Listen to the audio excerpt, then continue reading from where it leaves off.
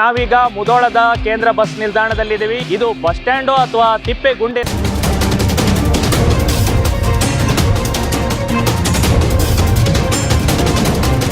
ನಮ್ಮ Mudhol bus stand ಯಾವಾಗಲೂ ಸ್ವಚ್ಛ ಇದ್ರೆ ನಮ್ಮೆಲ್ಲ ಮುಧೋಳ ಊರ ಹೆಸರು ಒಳ್ಳೇದಾಗ್ತದೆ ರೀ. ಇಲ್ಲಾಂದ್ರೆ ನಮ್ಮ ಮುಧೋಳ ಊರ ಹೆಸರು ಕೆಟ್ಟು ಬಿಡ್ತದೆ ರೀ.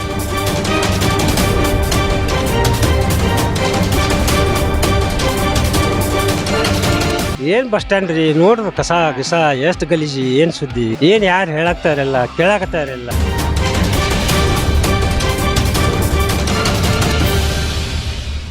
ವೀಕ್ಷಕರೇ, ನಾವೀಗ ಮುಧೋಳದ ಕೇಂದ್ರ ಬಸ್ ನಿಲ್ದಾಣದಲ್ಲಿದ್ದೀವಿ. ಈ ಬಸ್ ನಿಲ್ದಾಣದಲ್ಲಿ ಸ್ವಚ್ಛತೆ ಅನ್ನೋದು ಎಷ್ಟರ ಮಟ್ಟಿಗೆ ಮರೀಚಿಕೆ ಆಗಿದೆ ಅನ್ನೋದನ್ನು ನಾವು ತೋರಿಸ್ತೀವಿ. ಇದು ಬಸ್ ಸ್ಟ್ಯಾಂಡೋ ಅಥವಾ ತಿಪ್ಪೆಗುಂಡೇನೋ ಅನ್ನೋದನ್ನು ನೀವು ಇಲ್ಲಿ ನೋಡ್ಬೋದು. ಈಗ ನಾನಿಲ್ಲಿ ನಮ್ಮ ಕ್ಯಾಮ್ರಾಮ್ಯಾನ್ ಹೇಳ್ತೀನಿ, ಇಲ್ಲಿ ತೋರಿಸ್ತಾ ಹೋಗ್ತೀವಿ. ನೋಡಿ, ಇಲ್ಲಿ ಕೆಳಗಡೆ ಎಷ್ಟೊಂದು ಹಣ್ಣಿನ ಚೀಟಿಗಳಾಗಲಿ, ಬಾಟಲ್ಗಳಾಗಲಿ, ಎಲ್ಲಿ ನೋಡ್ತೀರಿ ಅಲ್ಲಿ ಕಸದ ರಾಶಿ. ಅಲ್ಲಿ ನೋಡಿ, ಐಸ್ ಕ್ರೀಮ್ ಚಿಪ್ಗಳಾಗಲಿ, ಏನು ನೋಡ್ತೀರಿ ನೀವು ಎಲ್ಲ ಕಸ ಕಸ ಕಸ. ಇದನ್ನು ನೋಡ್ತಾ ಇದ್ರೆ ನಿಜಕ್ಕೂ ಇದು ಬಸ್ ನಿಲ್ದಾಣವೋ ಅಥವಾ ತಿಪ್ಪೆಗುಂಡಿ ಅಂತ ಇಲ್ಲಿ ಸಹಜವಾಗಿ ಹೇಳ್ಬೋದು. ನೋಡಿ, ಯಾವತ್ತು ಈ ಬಸ್ ನಿಲ್ದಾಣದಲ್ಲಿ ಸಾಕಷ್ಟು ಜನ ಇಲ್ಲಿ ಮಹಾರಾಷ್ಟ್ರಗೆ ಹೋಗ್ತಾರೆ ಹಾಗೂ ಗೋವಾಗೆ ಹೋಗ್ತಾರೆ. ಕರ್ನಾಟಕದಿಂದ ಸಾಕಷ್ಟು ಜನ ಇಲ್ಲಿಗೆ ಬರ್ತಾರೆ. ಮುಧೋಳ ಅಂದ ತಕ್ಷಣ ಇದೊಂದು ರನ್ನ ಹುಟ್ಟಿದ ಊರು. ಇಂತಹ ನಾಡಿನಲ್ಲಿ ಇವತ್ತು ರಸ್ತೆ, ನಾವು ಏನು ಬಸ್ ಕೇಂದ್ರ ನಿಲ್ದಾಣದಲ್ಲಿ ಏನಿದ್ದೀವಿ ಬಸ್ ಸ್ಟ್ಯಾಂಡಲ್ಲಿ, ಇದು ಹೊಸ ಬಸ್ ಸ್ಟ್ಯಾಂಡು. ಆದರೆ ಇಲ್ಲಿನ ಸ್ಥಿತಿ ನೋಡ್ತಾ ಇದ್ರೆ ಇದು ಎಷ್ಟರ ಮಟ್ಟಿಗೆ ಹದಗೆಟ್ಟಿದೆ.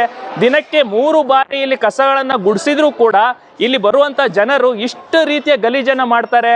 ಇಲ್ಲಿ ಯಾಕೆ ಈ ರೀತಿ ಆಗ್ತಾ ಇದೆ ಅನ್ನೋದನ್ನು ನಾವು ಕೇಳ್ತಾ ಹೋಗೋಣ. ಜೊತೆಗೆ ಇಲ್ಲಿನ ಸ್ವಲ್ಪ ಜನಕ್ಕೂ ಕೇಳೋಣ, ಏನಾಗ್ತಾ ಇದೆ, ಯಾಕೆ ಇಷ್ಟೊಂದು ಕಸ ಬೀಳ್ತಾ ಇದೆ ಅನ್ನೋದನ್ನು ಅವರ ಮಾತಲ್ಲೇ ಕೇಳೋಣ, ಬನ್ನಿ.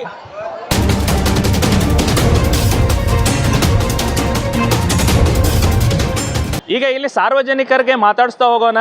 ಈಗ ನೀವೇನು ನೋಡ್ತಾ ಇದ್ರಿ, ಇಷ್ಟೊಂದು ಕಸ ಬೀಳ್ತಾ ಇದೆ, ಇದ್ರ ಬಗ್ಗೆ ನೀವೇನು ಹೇಳ್ತೀರಿ?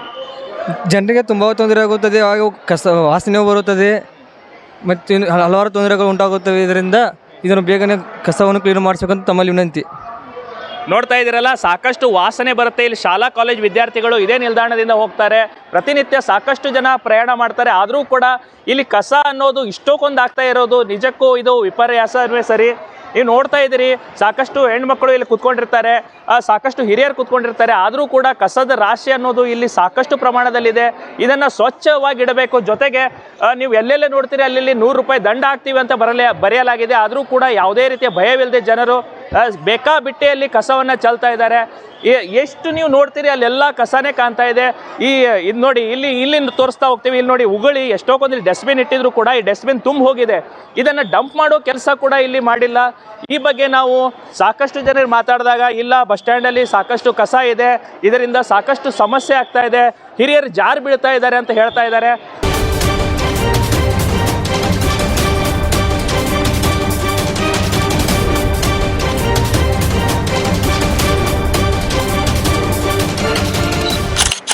ಮುಧೋಳದಾಗ ಬಸ್ ಸ್ಟ್ಯಾಂಡ್ನಾಗ ಭಾಳ ಗಲೀಜು ಐತಿ, ಏನು ಸ್ವಚ್ಛತಾ ಸ್ವಲ್ಪ ಕಡಿಮೆ ಐತಿ.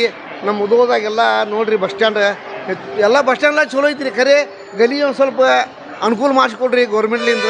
ಎಲ್ಲ ಗಲೀಜು ಕಸ ಹೊಡೆಯಂಗಿಲ್ಲ, ಸ್ವಲ್ಪ ಸ್ವಚ್ಛ ಇಡೋದು ಅಂತೇಳಿ ತಾವು ವಿನಂತಿ ಮೀರಿ ಕೇಳ್ಕೊತೀವಿ ರೀ ನಾವು. ನಮ್ಮ ಮುಧೋಳ ಬಸ್ ಸ್ಟ್ಯಾಂಡ್ ಯಾವಾಗಲೂ ಸ್ವಚ್ಛ ಇದ್ರೆ ನಮ್ಮೆಲ್ಲ ಮುಧೋಳ ಊರ ಹೆಸರು ಒಳ್ಳೇದಾಗ್ತದೆ ರೀ. ಇಲ್ಲಾಂದ್ರೆ ನಮ್ಮ ಮುಧೋಳ ಊರ ಹೆಸರು ಕೆಟ್ಟು ಬಿಡ್ತದೆ ರೀ. ನಮ್ಮ ಮುಧೋಳ ಊರ ಬಸ್ ಸ್ಟ್ಯಾಂಡ್ ಸ್ವಚ್ಛ ಇರಬೇಕಂತ ನಮ್ಗೆ ಆಸೆ. ಇಷ್ಟೇ ಸರ್, ನಮಸ್ಕಾರ. ನಮಸ್ಕಾರ. ಏನು ಬಸ್ ಸ್ಟ್ಯಾಂಡ್ ರೀ, ನೋಡ್ರಿ ಕಸ ಗಿಸ ಎಷ್ಟು ಗಲೀಜಿ, ಏನು ಸುದ್ದಿ, ಏನು ಯಾರು ಹೇಳಾಕ್ತಾರಲ್ಲ ಕೇಳಾಕತ್ತಾರಲ್ಲ. ಒಂದು ಸ್ವಲ್ಪ ಎಲ್ಲರೂ ತಿಳ್ಕೊಂಡು ಸ್ವಚ್ಛವಾಗಿದ್ರೆ ಅನುಕೂಲ ಆಕತ್ರಿ ರೀ. ರೋಗ ರುಜಿನಿ ಬರೋಂಗಿಲ್ಲ. ಮತ್ತು ತಾಜ್ಗಂಟ್ಲೆ ಕೂತ್ರು ಮತ್ತು ರೋಜಿಗೂ ನೀವು ಬರುವಲ್ರಿ ಸರ್. ಅದಕ್ಕೆ ಹೊಲಸಾಟ ಮಾಡಬೇಡ್ರಿ, ಸ್ವಚ್ಛ ಇರ್ರಿ. ಈಗ ಕಸದ ಬುಟ್ಟಿ ಇಟ್ಟಿರ್ತಾರೆ, ಏನಾರು ಉಗುಳ್ಬೇಕಾರೆ ಅಲ್ಲೇ ಉಗುಳ್ರಿ, ಏನಾರು ಒಗಿಬೇಕಾರೆ ಬುಟ್ಟ್ಯಾಗ ಒಗಿರಿ, ಸಿಕ್ಕಲ್ಲಿ ಒಗಿಬೇಡ್ರಿ. ದಯಮಾಡಿ ನಿಮ್ಮ ಕೈ ಮುಗಿದು ಹೇಳ್ತೀನಿ. ನಮಸ್ತೆ.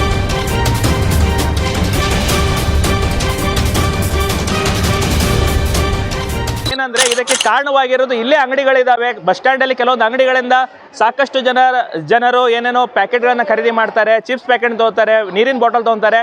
ಆದರೆ ಸಾರ್ವಜನಿಕರಿಗೆ ಒಂದು ಬುದ್ಧಿ ಅನ್ನೋದು ಇರಬೇಕಾಗತ್ತೆ. ಸುಮ್ಮನೆ ಅದನ್ನು ತೊಗೊಂಡು ಒಂದು ಡಸ್ಟ್ಬಿನಲ್ಲಿ ಹಾಕಬೇಕು ವಿನಃ ಎಲ್ಲಿ ಬೇಕಾದಲ್ಲಿ ಚೆಲ್ತಾರೆ. ಈ ಬಗ್ಗೆ ಇಲ್ಲಿ ಅಂಗಡಿಯವರೇ ಕೇಳೋಣ, ಅವರು ಯಾಕೆ ಈ ರೀತಿ ಮಾಡ್ತಾ ಇದ್ದಾರೆ ಅಂತ. ಮೇಡಮ್, ಯಾಕೆ ಕಸಾನ ಬೇರೆ ಕಡೆ ಹಾಕಲ್ಲ? ನನ್ಗೆ ಗೊತ್ತಿಲ್ಲ ಅದು. ಅಲ್ಲ, ನೀವ್ಯಾಕೆ ಹೇಳಲ್ಲ? ಅಲ್ಲಮ್ಮ, ನೀವ್ಯಾಕೆ ಹೇಳಲ್ಲ? ನೀವು ಇಲ್ಲಿ ಚೆಲ್ಬೇಡ್ದು ಅಂತ ಹೇಳ್ಬಾರ್ದಲ್ಲ? ನಾವು ಅಲ್ಲಿ ಡಬ್ಬಿ ಇಟ್ಟು ನೋಡ್ರಿ, ಅಲ್ಲಿ ಡಬ್ಬಿ ಇಟ್ಟು ನೋಡ್ರಿ ಡಸ್ಟ್ಬಿನ್. ಯಾರಾದ್ರೂ ನಿಮ್ಮ ಅಂಗಡಿ ಮುಂದೆ ಚೆಲ್ತಾ ಇದ್ದಾಗ ನೀವು ಹೇಳ್ಬೇಕಲ್ಲ ಅವ್ರಿಗೆ ಚೆಲ್ಬೇಡಿ ಅಂತ. ಹೇಳ್ತೀವಿ ರೀ. ಆಯ್ತು ನೋಡ್ರಿ. ಓಕೆ, ಯಾಕಂದ್ರೆ ಇಲ್ಲಿ ಅಂಗಡಿಯವರ ತಪ್ಪು ಕೂಡ ಎದ್ದು ಕಾಣುತ್ತೆ. ಯಾಕಂದ್ರೆ ಇಲ್ಲಿ ಡಸ್ಟ್ಬಿನ್ ಇಲ್ಲಿರುತ್ತೆ, ಆದರೆ ಅವರು ಕೂಡ ಏನು ಹೇಳಲ್ಲ. ಒಂದು ಖರೀದಿ ಆದರೆ ಸಾಕು, ಹೀಗಾಗಿ ಜನ ಏನು ಬೇಕಾದ್ರೂ ಮಾಡ್ಕೊಳ್ಳಿ, ನಮಗೇನು ನಮ್ಮ ಅಂಗಡಿಯಲ್ಲಿ ಖರೀದಿ ಆದರೆ ಸಾಕು ಅಂತ ಹೇಳ್ತಾ ಇದ್ದಾರೆ. ಜೊತೆಗೆ ಇನ್ನಷ್ಟು ಸಾರ್ವಜನಿಕರಿದ್ದಾರೆ, ಅವ್ರಿಗೂ ಮಾತಾಡೋಣ, ಕೇಳೋಣ ಏನು ಸಮಸ್ಯೆ, ಏನು ಇಷ್ಟೊಂದು ಕಸ ಬಿದ್ದಿದೆ, ಅವ್ರು ಇದ್ರ ಬಗ್ಗೆ ಏನು ಹೇಳ್ತಾರಂತ ಕೇಳೋಣ ಬನ್ನಿ. ಕಸ ಇಷ್ಟೊಂದು ಬಿದ್ದಿದೆಲ್ಲ ಸ್ವಚ್ಛ ಮಾಡಕ್ಕೆ ಹೇಳ್ತಿರೋ ಇಲ್ಲೋ? ಹಾಂ, ಸ್ವಚ್ಛ ಮಾಡಬೇಕಲ್ಲ ಮಾಡಬೇಕಲ್ಲ. ನಿಮ್ಮ ವಯಸ್ಸವ್ರು ಬಂದಿರ್ತೀರಿ, ಏನಾದ್ರು ಜಾರಿ ಮಾಡಬೇಕಲ್ಲ. ಇಲ್ಲಿ ನೋಡಿ, ನಮ್ಮ ಜೊತೆಗೆ ಹಿರಿಯ ನಾಗರಿಕರಿದ್ದಾರೆ, ಅವರು ಕೂಡ ಇಲ್ಲಿ ಓಡಾಡ್ತಾ ಇರ್ತಾರೆ. ಸಾಕಷ್ಟು ಬಾಳೆಹಣ್ಣು ಸಿಪ್ಪೆಗಳು ಎಲ್ಲ ಇಲ್ಲಿ ಕೆಳಗಡೆ ಬಿದ್ದಾವೆ. ಅವ್ರೇನು ಹೇಳ್ತಾರೆ ಕೇಳೋಣ ಬನ್ನಿ. ಅದರ ಇಲ್ಲಿ ಇಷ್ಟೊಂದು ಕಸ ಬಿದ್ದೈತಲ್ಲ, ಏನು ಹೇಳ್ತಾರೆ? ಕಸ ಮತ್ತು ಅವ್ರು ಏನು ಮಾಡ್ಲಿಕ್ಕೆ ಏನು ಮಾಡ್ಬೇಕು? ಅವ್ರು ಕಸ ಕೊಡ್ಸ ಪಗಾರ ತಗೋತಾರೆ, ಎಲ್ಲಾರ ಬಾಪರ್ ದಂಡಿ ಕೂತ್ಬಿಡ್ತಾರೆ. ಜನ ಚಲ್ತಾ ಇರ್ತಾರಲ್ರಿ, ಅವ್ರು ಎಲ್ಲೋ ಒಂದು ಕಡೆ ಡಸ್ಟ್ಬಿನ್ ಹಾಕಲ್ಲ, ಈ ಬಗ್ಗೆ ಏನು ಹೇಳ್ತಾರೆ?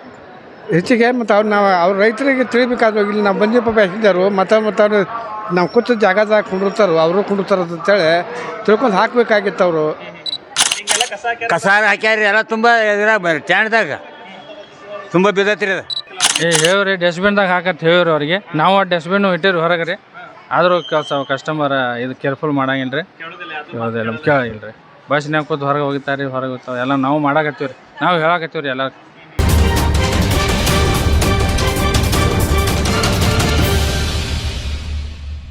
ಇನ್ನೊಂದು ನೋಡಿ, ಇಲ್ಲಿ ಅಲ್ಲಲ್ಲಿ ಗೋಡೆಯಲ್ಲಿ ಇಲ್ಲಿ ಬರೆಯಲಾಗಿದೆ, ಇಲ್ಲಿ ನೀವು ಕಾಣ್ಬೋದು, ಎಲೆ ತಂಬಾಕು, ಗುಟ್ಕಾ, ಪಾನು ಉಗಳಬಾರದು ಮತ್ತು ಧೂಮಪಾನ ಮಾಡಬಾರದು, ತಪ್ಪಿದಲ್ಲಿ 200 ರೂಪಾಯಿ ದಂಡ ಅಂತ ಹಾಕಿದ್ದಾರೆ. ಹೀಗಿದ್ರೂ ಕೂಡ ಜನ ಅದನ್ನು ಯಾವುದೂ ಲೆಕ್ಕಕ್ಕಿಲ್ಲದೆ ಹೆಂಗೆ ಬೇಕಾದಂಗೆ ಉಳ್ತಾರೆ, ಚಲ್ತಾರೆ. ಅವ್ರಿಗೇನು ದಂಡ ಲೆಕ್ಕಕ್ಕಿಲ್ಲ, ಯಾಕಂದ್ರೆ ದಂಡ ಕಲೆಕ್ಟ್ ಮಾಡೋರೇ ಇಲ್ಲ, ಇಲ್ಲಿ ಯಾರೂ ನೋಡಲ್ಲ. ಯಾಕಂದ್ರೆ ನೋಡ್ತಾ ಇದ್ರೆ ಅವರು ದಂಡ ಕಲೆಕ್ಟ್ ಮಾಡ್ಬೋದು, ಹೀಗಾಗಿ ಭಯ ಇರುತ್ತೆ. ಈಗ ಜನಕ್ಕೆ ಒಂದು ರೀತಿಯ ಭಯ ಇಲ್ದಂಗೆ ಆಗ್ಬಿಟ್ಟಿದೆ. ಎಲ್ಲಿ ಬೇಕಾದಲ್ಲಿ ಕಸ ಹಾಕೋದು, ಅದೇ ತಮ್ಮ ಮನೆಯಲ್ಲಾದರೆ ಈ ರೀತಿ ಮಾಡ್ತಾರ. ಇದು KSRTC ಬಸ್ ನಿಲ್ದಾಣ, ಇದು ನಮ್ಮ ಮನೆ ಅಲ್ಲ, ಸಾರ್ವಜನಿಕರ ವಸ್ತು ಅನ್ನೋ ಭ್ರಮೆಯಲ್ಲಿ ಜನ ಇದ್ದಾರೆ. ಆದರೆ ಗೊತ್ತಿಲ್ಲ, ಈ ಕೂಡ ಅದು ಕೂಡ ಇವರ ಜನರ ದುಡ್ಡು, ಜನರ ಒಂದು ವಸ್ತು ಅನ್ನೋದು ಜನ ತಿಳ್ಕೊಬೇಕಾಗಿದೆ. ಒಟ್ಟಾರೆ ಇಲ್ಲಿನ ಈ ಸುದ್ದಿಯನ್ನು ನೋಡಿದಾಗ ಇಲ್ಲಿನ ಸಾರ್ವಜನಿಕರು ಎಚ್ಚೆತ್ಕೊಳ್ಬೇಕು, ಜೊತೆಗೆ ಇಲ್ಲಿನ ಅಧಿಕಾರಿ ಕೂಡ ಎಚ್ಚೆತ್ಕೊಂಡು ಈ ಕಸವನ್ನು ನಿರ್ವಹಣೆ ಮಾಡಬೇಕಂತ ಕೇಳ್ಕೊತಾ ಇದ್ದೀವಿ. ಇದು ಕದಂ ಫಸ್ಟ್ ನ್ಯೂಸ್ ಕಳಕಳಿಯಾಗಿದೆ.